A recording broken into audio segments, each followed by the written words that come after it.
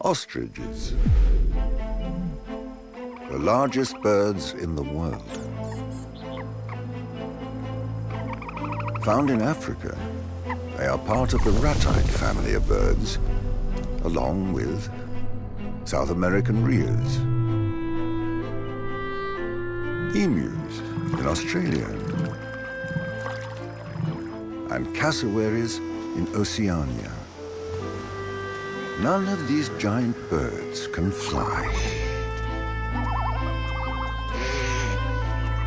So it's hard to explain how such similar-looking birds can be found today in such far-flung locations.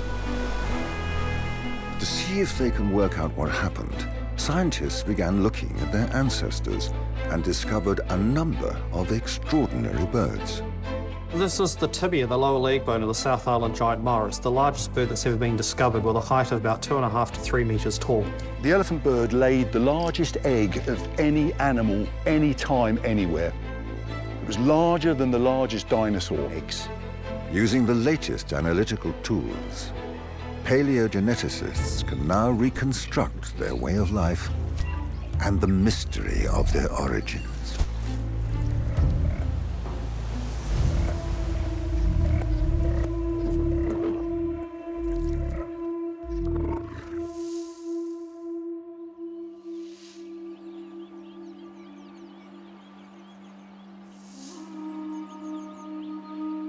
On the African plains, ostriches are unlike any other species.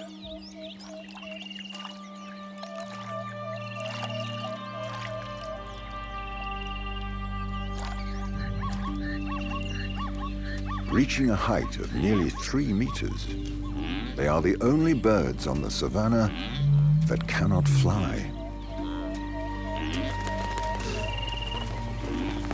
Ostriches are the fastest of all land-based birds. They can reach speeds of 55 miles an hour and use their size and endurance to defend themselves against predators like golden jackals.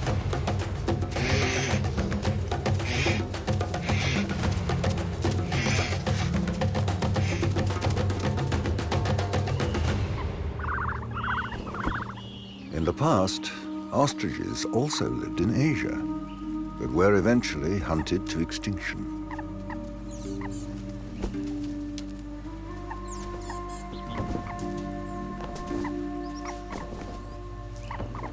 Today, paleontologists are trying to recreate the family tree of these supersized birds.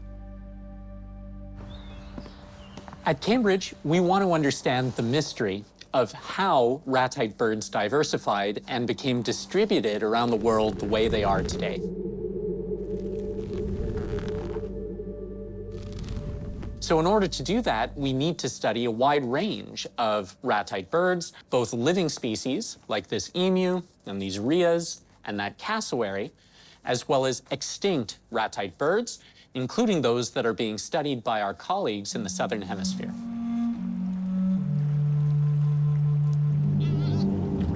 For millions of years, one species of ratite, even bigger than an ostrich, lived in the dense forests of New Zealand.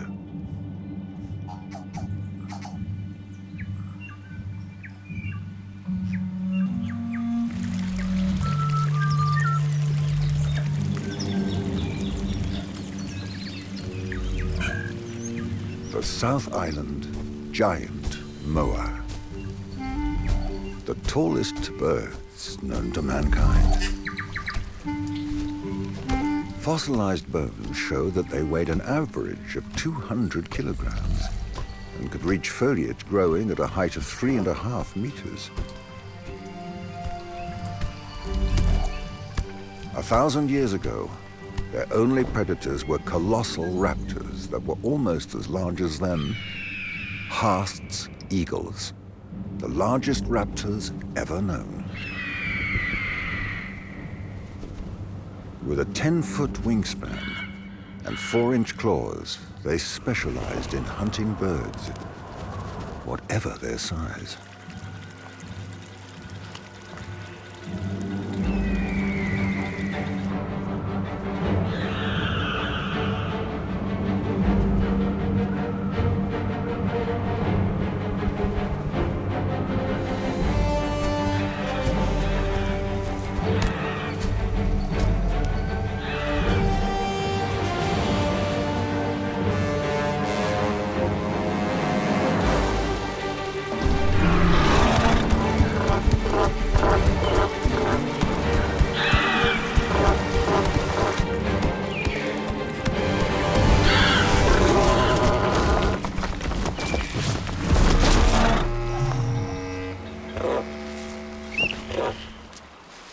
past's eagles and giant moas were both wiped out a mere 600 years ago, around the same time as the arrival of the Maoris.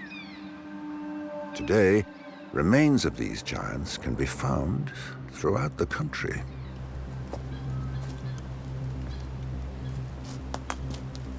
Paleogeneticist Nick Rawlins has been trying to understand more about giant moas' biology by studying their bones.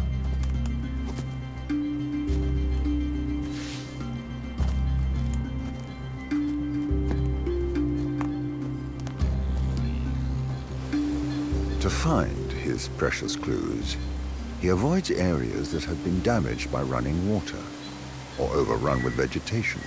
Ideally, he tries to find sheltered cavities in the landscape. Over several centuries, these caves have remained unchanged and are filled with paleontological treasures, revealing the final moments of these giant birds.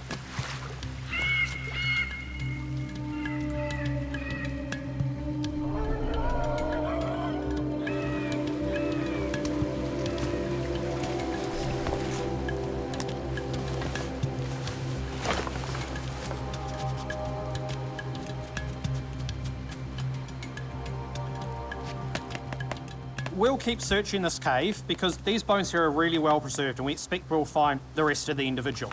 Now, with other caves in New Zealand, you get complete skeletons that have been preserved, and this is what we'd like here, to be able to reconstruct its anatomy, how it looked, how it moved, how the animal functioned.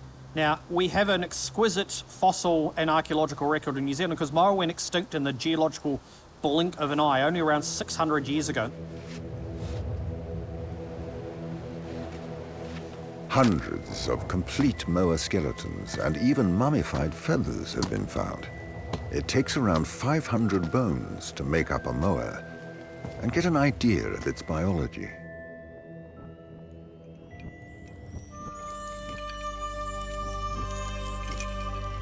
So what we've got here is a South Island giant moa. And from its skeleton, if we start looking at its skull, it's got a big skull with big eye orbits and a big, deep bill. Now, we know from the shape of that bill that it's unique to South Island giant moa. And when we look at that bill and reconstruct its diet, we can tell that the South Island giant moa is quite cosmopolitan. We've got a really long neck full of robust neck vertebrae, much more robust than other ratites. Now, we would assume that South Island giant moa would be feeding high up in the canopy, but they were just as likely to feed down low on the ground and graze tiny small plants. We've got a big solid rib cage for a bird. Now, these birds need to be large because they're eating plant food, which is not that nutritious. But the one thing you notice is there's absolutely no sign of any wings. Moa completely lack wings. Next, we've got these really powerful legs. Now, when you've got a body that big, you need powerful legs to basically carry that body, to be able to walk. And what you'll notice about their feet is they're all splayed out. And this is a weight-bearing adaptation so that they walk gently through the forest. When you start fleshing that out with muscles and that, what you can see is that their femur, their thigh bone, their tibia, their shin bone, that's where a lot of the meat is, really powerful legs. And if you start coating the moa in feathers, we can see they're quite long feathers. They're about yay long, they're mottled, they're camouflage. And that's because the moa evolved in an environment where the top predators were birds that hunt by sight. Now, with this moa that's all now fully fleshed out, based on its anatomy and its skeleton, we think it probably walked at the speed of a human slowly walking through the forest.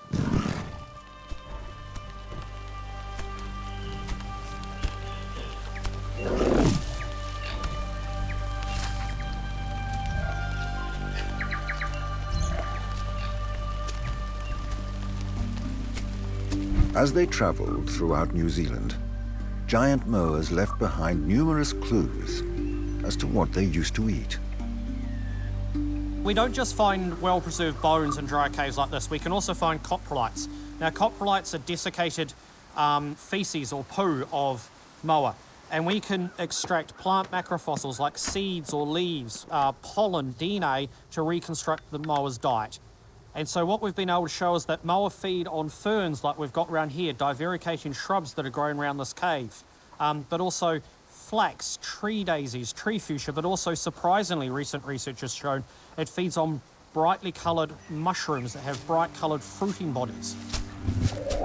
These birds seem to be giant herbivores that lived in fear of aerial attacks as soon as they left the protection of the forest.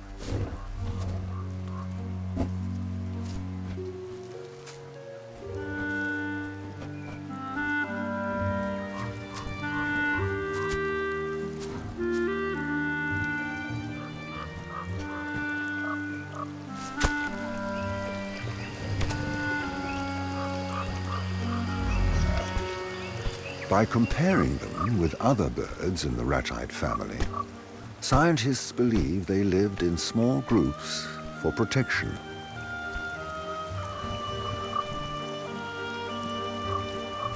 Moa remains have also shown that they swallowed small stones that stayed in their digestive tract. These gizzard stones are found in many modern birds.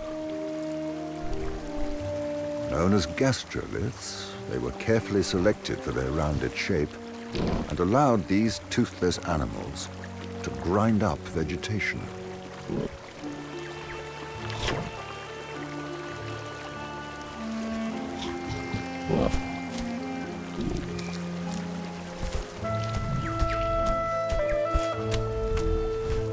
Gastroliths have been found along with most giant moa remains. As well as helping with digestion, the stones provided mineral supplements, including calcium, to keep their bones strong. The many different shapes of bones suggest that there were several different species of moas, even within New Zealand.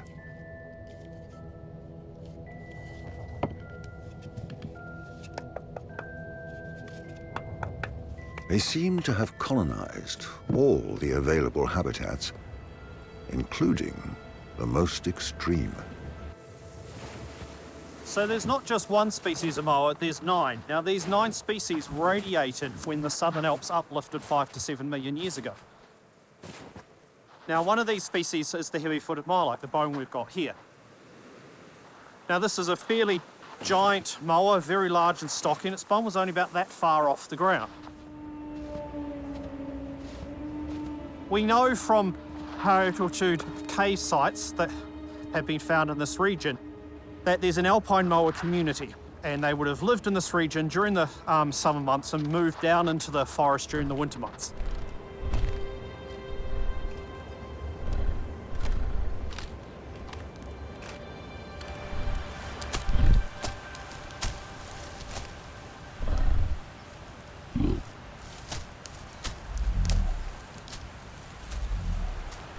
All these moas and their fossilized bones are just as fascinating to paleontologists as another large ratite that lives several thousand miles away on the island of Madagascar.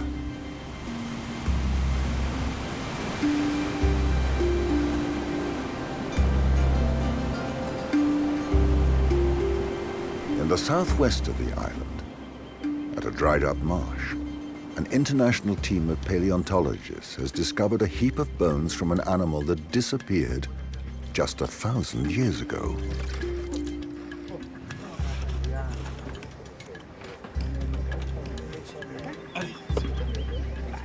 Madagascar is known today for its many endemic species, such as lemurs. But under the earth are the remains of a number of species that have been lost forever. They include one giant ratite species, officially known as Aepyornis, but more commonly called elephant birds, in reference to their huge size.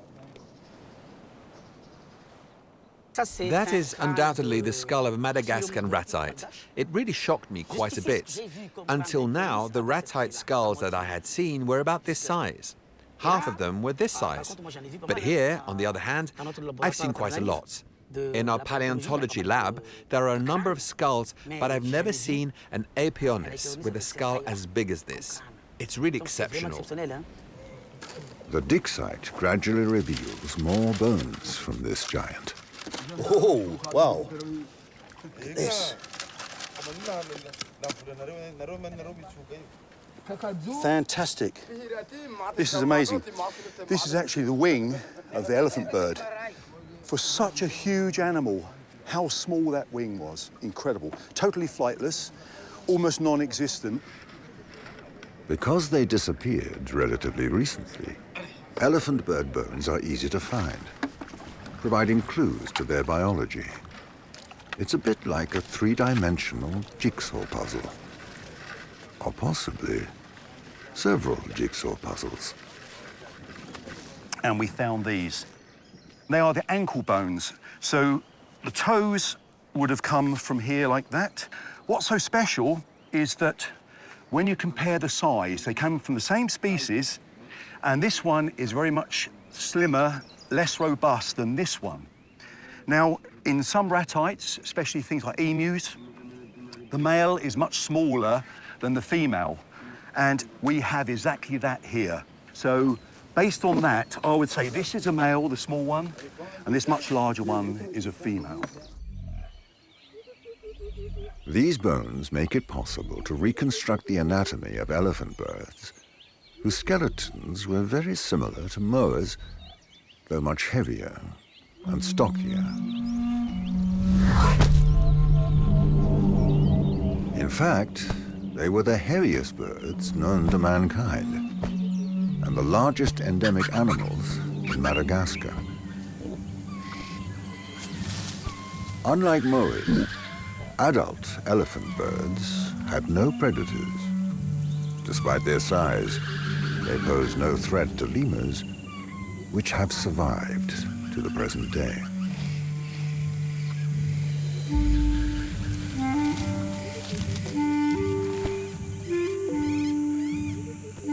Fossilized excrement found in dried marshes shows that they only ate leaves, fruit, and seeds. Like their cousins in New Zealand, they swallowed small stones to help their digestion, especially for tough meals, like the fruit of the baobab tree. Elephant birds were a vital link in the forests of Madagascar. They spread seeds from the trees and even fertilized them.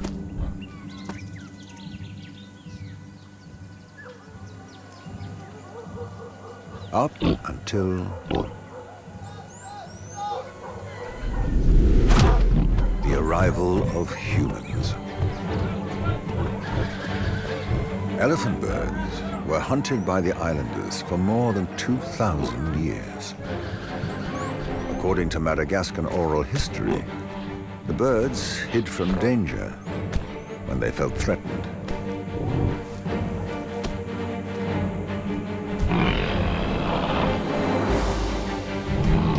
However, they were eventually hunted to extinction, just before the arrival of the first Europeans in the 16th century.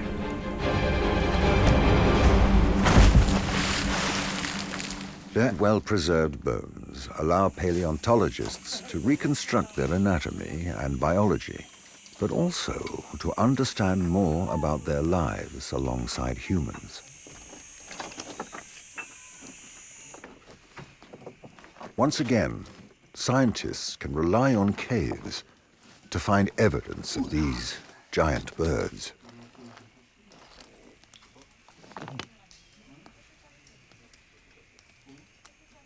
At the bottom of this cave, there's this wonderful scree, and it's intermixed with this sediment, and this is where fossils accumulate.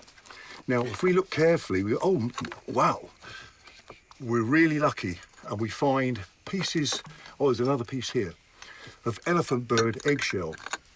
Now, what is elephant bird eggshell doing in this cave? Well, it's highly unlikely that elephant birds were laying their eggs in caves. They may have come in for shelter because they're cooler, and also there's often water in them. So how do we explain elephant bird eggshell here? Well, there's another idea, and that is that humans actually brought these eggs to these caves. They were using them for carrying fluids or water, and they may even brought live eggs, fresh eggs here for cooking and eating, and just discarding the eggshell, and we're finding it all these years later. Remains can be found in places other than caves. Since the 16th century, the first European colonists told of beaches covered in fragments of giant eggshells.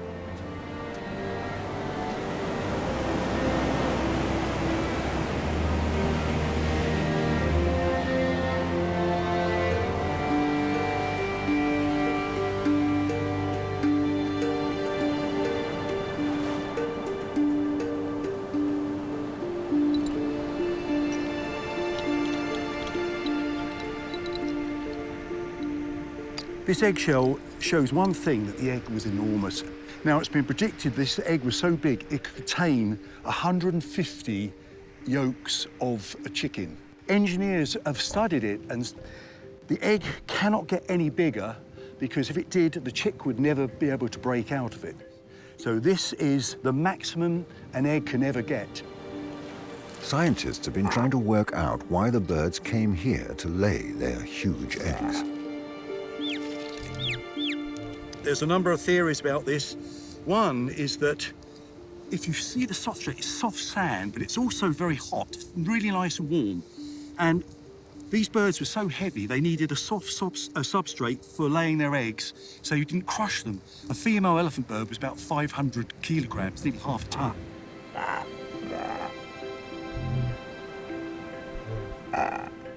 More importantly, it retains heat.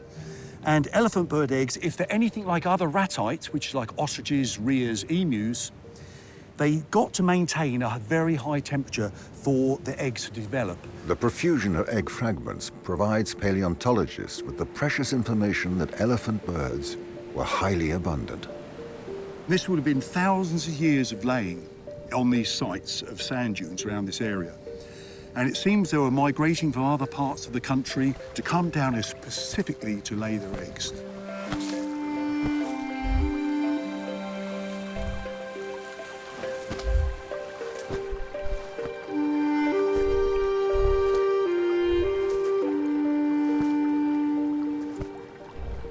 Imagine the sight that would have been. There would have been brooding females, males, all around here calling to each other, sitting down in their hundreds. It must have been an incredible sight. The sheer size of adult elephant birds meant that they were safe from predators in Madagascar. But that wasn't the case for their chicks. After hatching, the young birds had to become independent quickly. They were easy prey.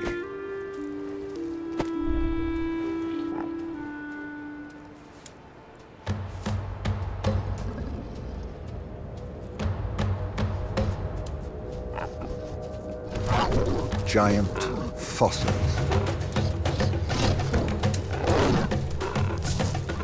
Though impressive, these attacks didn't threaten the species since they were relatively rare. The presence of colonies on the beaches might explain the existence of birds similar to moas and elephant birds in other parts of the Indian Ocean. Perhaps, from time to time, an egg escaped the attention of its parents, rolled down to the ocean, and floated off on the waves.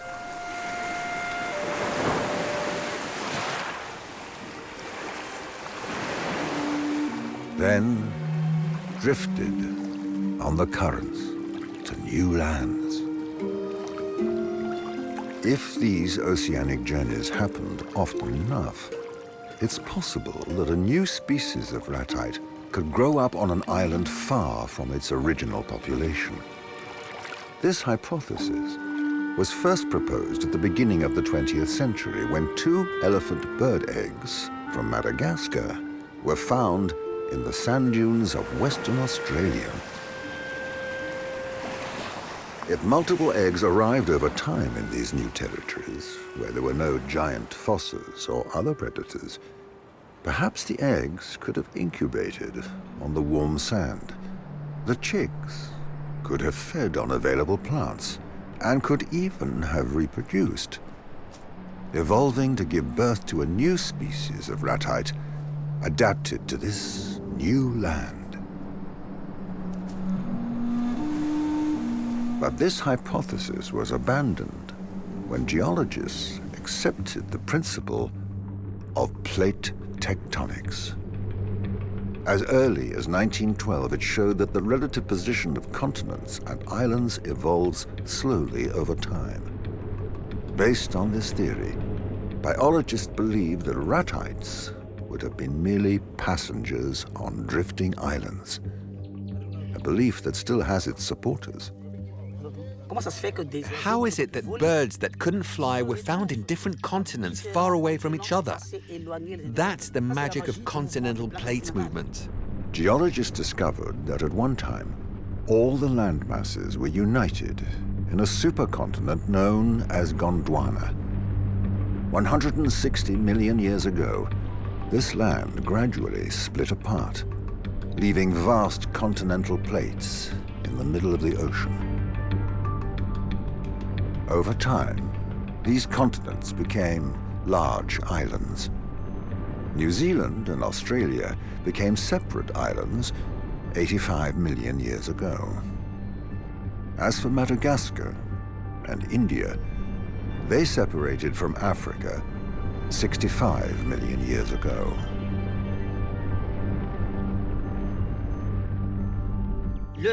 Ratites had a common ancestor in Gondwana. Then, when Gondwana separated, each part had its own ratite. And because conditions weren't the same, they evolved differently. So that resulted in different species of ratites in different continents. This theory could also explain the appearance and spread of lemurs in Madagascar. Their ancestors found themselves genetically isolated from African primates because the island was so far from any land masses. This phenomenon, which biologists call vicariance, applies to all animal species in Madagascar. On the surface, ratites are no exception to the rule. The anatomical similarity of large birds such as moas, ostriches, and elephant birds seems to support this theory. However, advances in genetic analysis have recently shed new light on how ratites disperse throughout the world. A new generation of paleogeneticists is using cutting-edge technology to compare the DNA of both contemporary and extinct ratites. It's been in textbooks for decades and decades that as the different pieces of Gondwana split apart, these ratite birds evolved their sort of unique ratite lineage. So as Africa rifted away, the common ancestors of the ostrich became isolated and the ostriches evolved to become distinct from other ratites, and so on for Australia and so on for New Zealand. And so that seemed to be relatively well supported, that hypothesis, based on just comparing the anatomy, so just comparing the shape of the bones and the size of the animals of all these ratites. When we came along with the DNA evidence, though, it really threw a spanner in the works.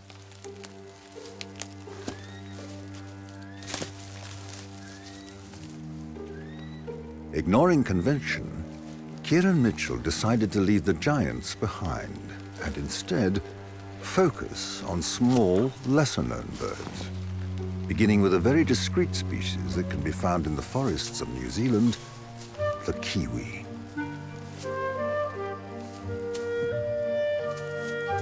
Hey, so here it is, just feeding out here on the grass.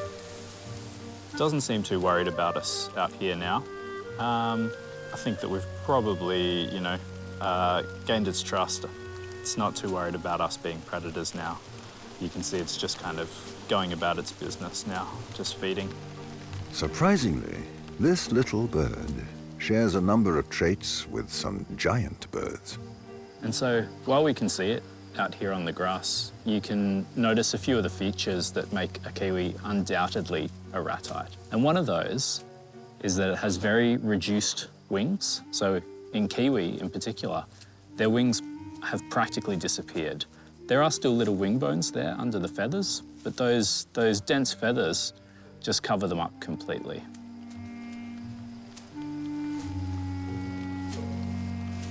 And so another characteristic of the ratites is that along the front of their breastbone, they don't have the keel attachment that other birds do. Unlike their extinct cousins, the moas, kiwis feed on worms, snails, and insects. Their shy nature and nocturnal habits have kept them safe from humans.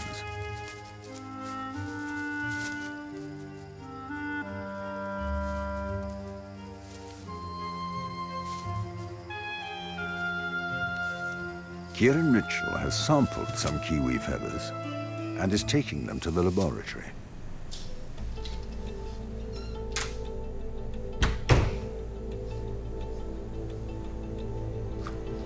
It is relatively easy to extract DNA from contemporary bird feathers, but to establish the kiwi's place in the ratite family, Mitchell has to compare its genetic material with other living ratites. Since this comparison is not conclusive, he then decides to extract DNA from several extinct giant ratites. What we do first is we find some bones that belong to those species. Inside those bones, when the animal was alive, were cells. And so when the animal dies, those cells die, but they remain trapped inside the material that makes up the bone. And so the DNA that was in those cells survives inside the bone. And it's actually well protected in there until we come along and take a piece of that bone and dissolve it down in our laboratory. And by dissolving down the bone, we release that DNA that's been trapped for hundreds or thousands of years. And then we can isolate that, purify it, and we can get the sequence of that DNA. And then we can compare it to the DNA of a whole bunch of different living species of ratites and other birds. The challenge for Kieran Mitchell is to extract genetic information from the bones of birds that lived in a tropical climate where DNA often degrades very rapidly. This elusive treasure reveals some incredible secrets. What I was able to find was that the closest living relative of the now extinct elephant birds are the kiwi here in New Zealand. So we found that there's a very close relationship between the smallest of the ratites and the heaviest of the ratites. But they're also found in as distant locations as you can find in the Southern Hemisphere. So one in Madagascar and one in New Zealand. These genetic studies allow us to go back in time to estimate when the common ancestor of these two, apparently very different ratites, lived. In order to use DNA to estimate the timeline of evolution of different bird species and to figure out when their common ancestors lived, we use the principle that's known as the molecular clock. And to put it simply, the idea is that mutations occur in the genomes of these animals at a roughly equal rate, or if not equal, then at least comparable rate. These studies completely rewrite the history of how ratites dispersed. What we found, even with our relatively coarse and imprecise estimates for the timeline of ratite evolution, was that the common ancestor of elephant birds and kiwi was like 40 or 50 or 60 million years. This primitive bird would have lived after the extinction of the dinosaurs 65 million years ago, and well after the separation of Gondwana, which started 100 million years ago. That is much more recently than Madagascar became completely isolated. And so there's no way that a large flightless ancestor of elephant birds could have possibly been isolated on Madagascar by the rifting apart of Gondwana. So, if Gondwana was already separated, there must be another explanation for how these birds could be found both in New Zealand and Madagascar.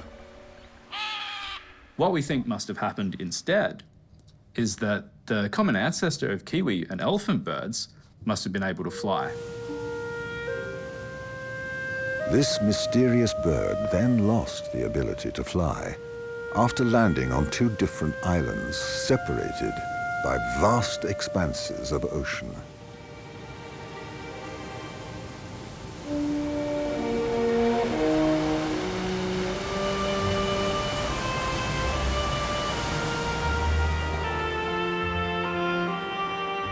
Madagascar, its ancestors grew to giant proportions, while in New Zealand, they were the size of a chicken. So, the work of one geneticist challenged a theory that had been accepted for more than a century.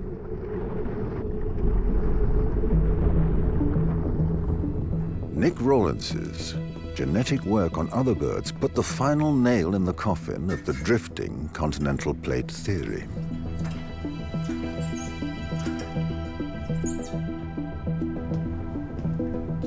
By comparing kiwis to elephant birds, Kieran Mitchell discovered that moas, which lived on the same island as kiwis, came from an entirely different ancestor.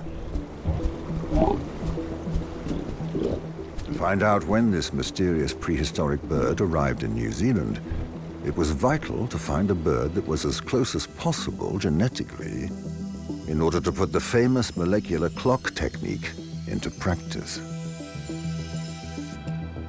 Nick Rawlins and Kieran Mitchell collaborated in order to extract DNA from moa bones, but struggled to find a match among the other well-known ratites.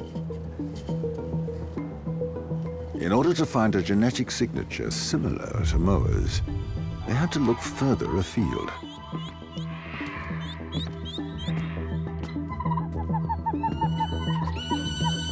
Their search took them to a family of birds known as tinamous.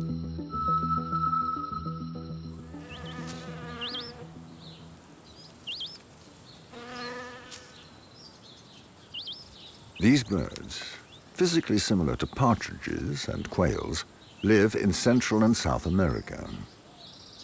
There are around 50 different species.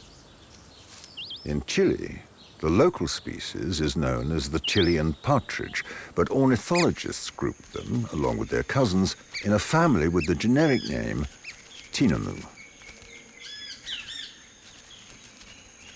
Diurnal and sedentary, tinamous can be found in a range of habitats from tropical forests to mountain pastures where they feed on seeds, insects, or worms. At first glance, they have little in common with ratites. They are much slimmer than kiwis. They have asymmetrical feathers, like the majority of birds. And above all, they can fly.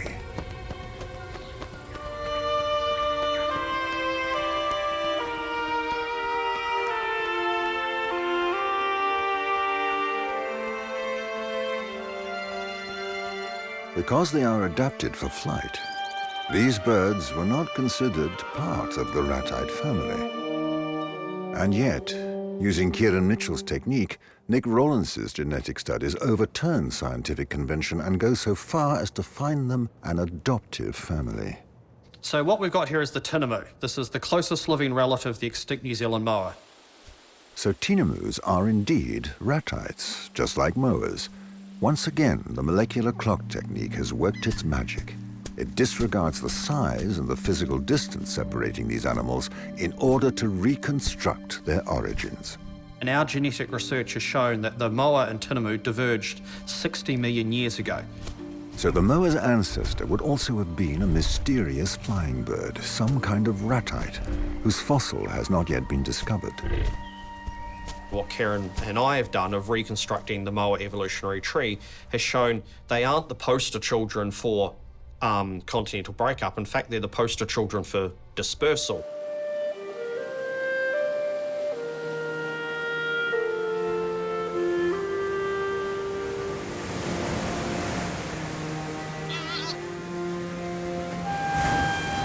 This bird would have been a wanderer, something like a modern albatross. It crossed the ocean and arrived in New Zealand.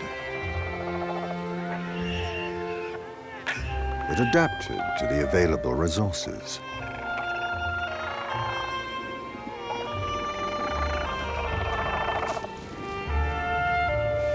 And finally, it reproduced.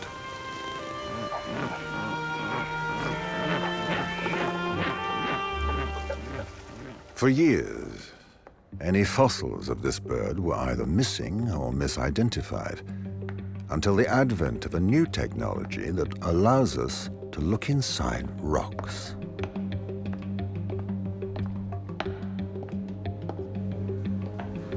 The micro-CT scanner. Daniel Field and his team used this device to analyze fossils trapped inside stone without damaging them. In this case, the fossil of a small bird that was in storage for decades in the Cambridge Museum of Natural History. This tool, derived from those used in hospitals, is based on the same principle as X-rays. In other words, it creates images based on density. The highly sophisticated model can create a precise three-dimensional scan of the rocks.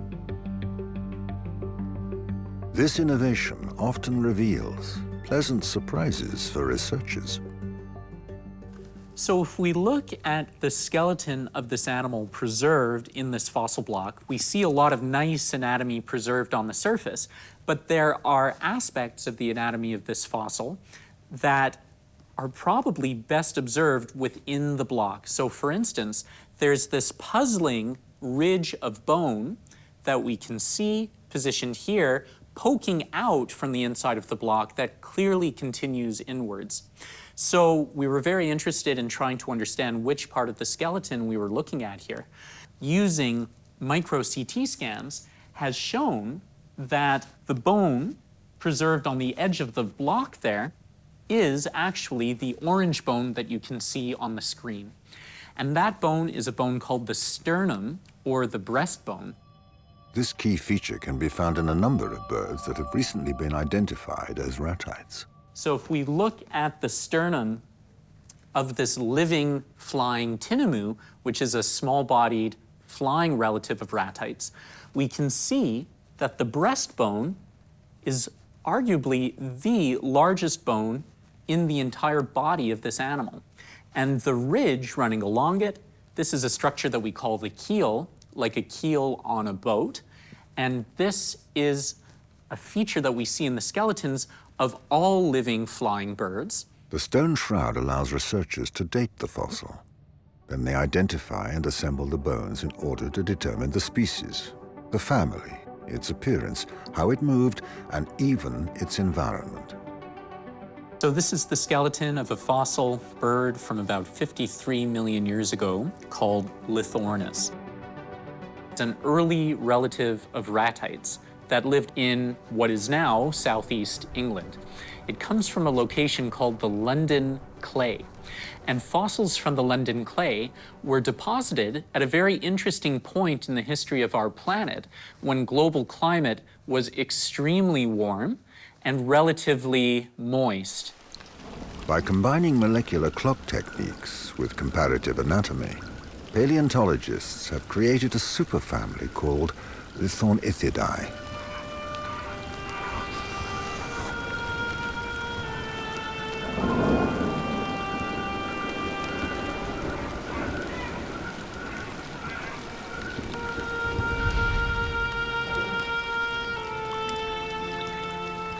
This family groups together different species, including the common ancestor of all ratites, a small animal that lived in the shadow of the giants.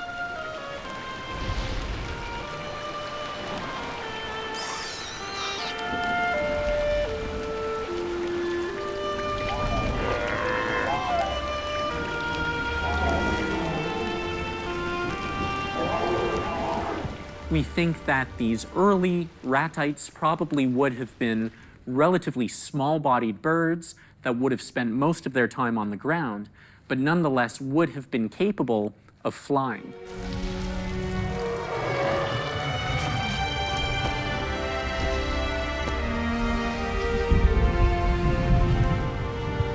Paradoxically, most Lithornithidae lived in the Northern Hemisphere, while their descendants now live in the Southern.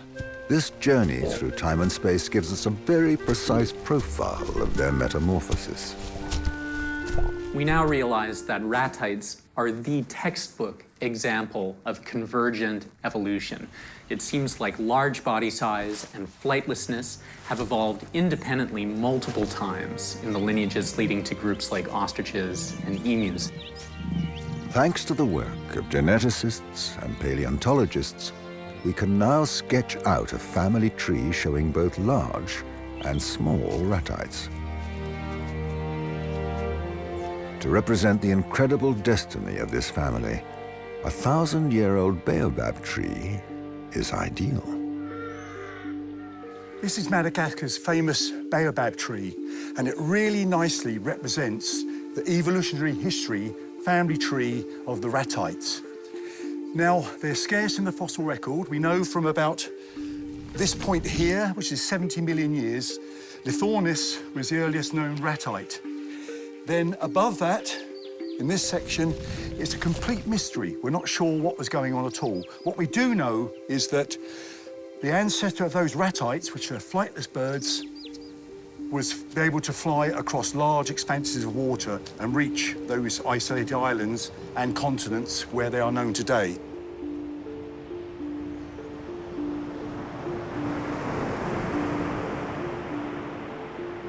Now, this baobab tree looks dead, but I can assure you it's not. It's very much living. But those branches coming off the top represent the splitting and the divisions forming these families of different ratites. Not all made it. For example, this one here could represent some of those ratites that never got through to the present day. But the living ones, which we say this middle one here, very much alive. Now, we know elephant bird and the kiwi separated some time ago and formed their different groups. Kiwi is still with us. Unfortunately, elephant birds are not. But also on that same branch, as it split, we have ostriches, emus, cassowaries, and rheas. So it's a wonderful example showing exactly what was going on, which is, in another way, a very complicated situation.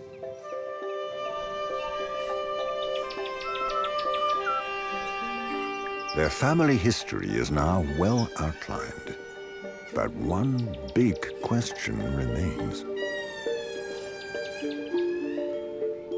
Once we had this insight that the common ancestors of the ratite birds, including the elephant bird, were flying between these continental fragments in the Southern Hemisphere, we began to wonder what was the reason why all of these independent ratite lineages on all of these continents evolved to become large and flightless.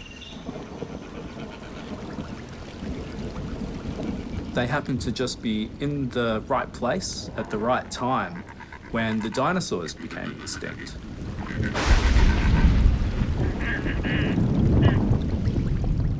65 million years ago, a meteor collided with our planet and wiped out 70% of all animal species.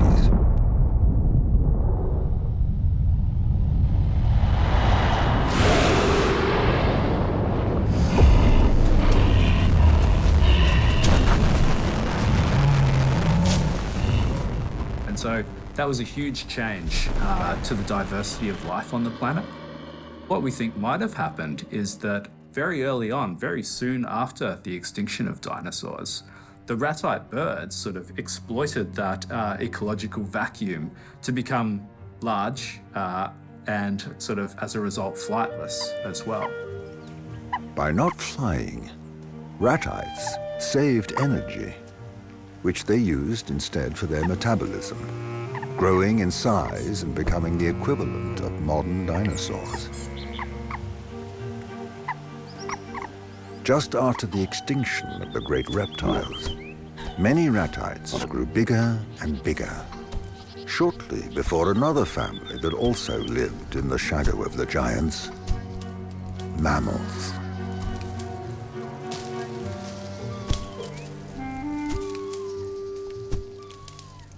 We think that the ratites probably had a pretty narrow window of time after the extinction of dinosaurs, and before the evolution of large mammalian carnivores, in which they could evolve to be large and flightless.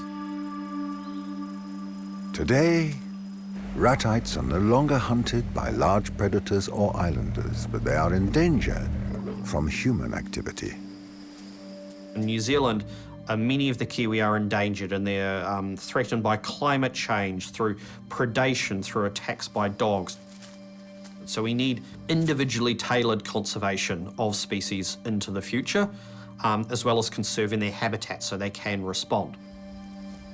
These threats weigh heavily on all ratites. Some species comprise just 100 or so individuals. In the future, studies of ancient DNA could be used to diversify the genetic heritage of small, isolated populations, from giant running birds to small, flying ones.